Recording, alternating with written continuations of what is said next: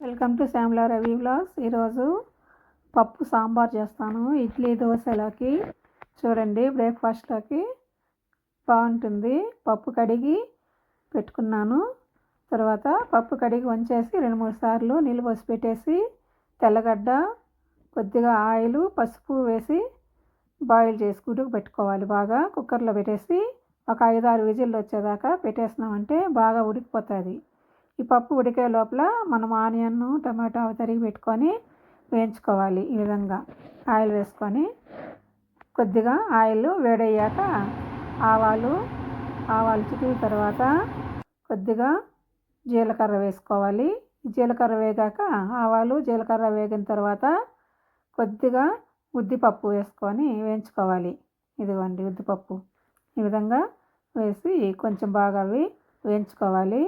అవి వేగిన తర్వాత కొద్దిగా కర్రీ లీవ్స్ వేసి వేయించుకుందాము. కర్రీ లీవ్స్ కూడా వేగిపోయినాయంటే బాగుంటుంది కదా, కమ్మగా వాసన వస్తుంది, బాగా కమ్మగానే ఉంటుంది. పచ్చిమిర్చి, ఆనియన్ వేసేసి వేయించేద్దాం. ఇప్పుడు ఆనియన్ బాగా వేయించుకోవాలి.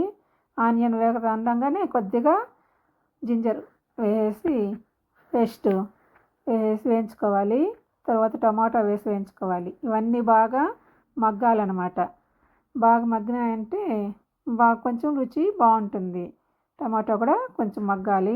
ఆ లోపల ఈ మగ్గే కొద్దికి మనం పప్పు బాగా ఉడకబెట్టేస్తాం కదా, దాన్ని ఎనుపుకోవాలి, రుద్దుకోవాలి బాగా. ఇట్లా పప్పు గుత్తితో ఇట్లా బాగా రుద్దేసి నీళ్ళు వంచేసి పై నీళ్ళు ఉన్నాయంటే రుద్దినామంటే ఎగిరి పడుతుంది కదా, నీళ్ళన్నీ వంచేసేయాలి. ఈ విధంగా ఆ నీళ్ళన్నీ వంచేసి ఉత్తపప్పే పెట్టుకొని బాగా ఈ విధంగా ఎనిపేయాలన్నమాట. అట్లా బాగా రుద్దేసామంటే నున్నగా అయిపోతుంది. రౌండ్గా తిప్పుతూ ఉన్నామంటే తర్వాత ఎనిపేసి దీన్ని ఈ మనము టమాటా వేయించుకున్నాం కదా, అందులో పోసేస్తున్నాం చూడండి. అందులో పోసేసి కొద్దిగా వాటర్ పోసి బాగా ఉడకబెట్టుకునేయాలి.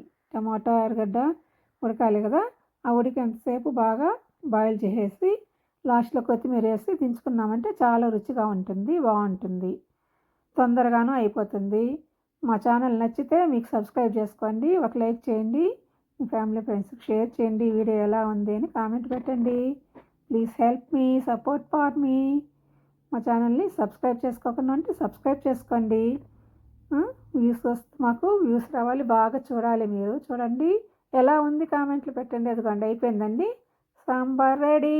ఇడ్లీ, దోశ బాగుంటుంది. ఇడ్లీలోకి, దోశలోకి, రైస్లోకి కూడా బాగానే ఉంటుంది. కొంచెం సప్పగా ఉంటుంది అనిపిస్తుంది అనమాట. ఇడ్లీ, దోశలోకి అయితే సూపర్గా ఉంటుంది, తొందరగా అయిపోతుంది. పప్పు ఉడికే లోపల మనం బాగా పెట్టుకున్నామంటే మళ్ళీ పప్పు ఇందులో పోసి కొంచెంసేపు బాయిల్ చేసేసామంటే అయిపోతుంది. ఎలా ఉంది సాంబారు చెప్పండి.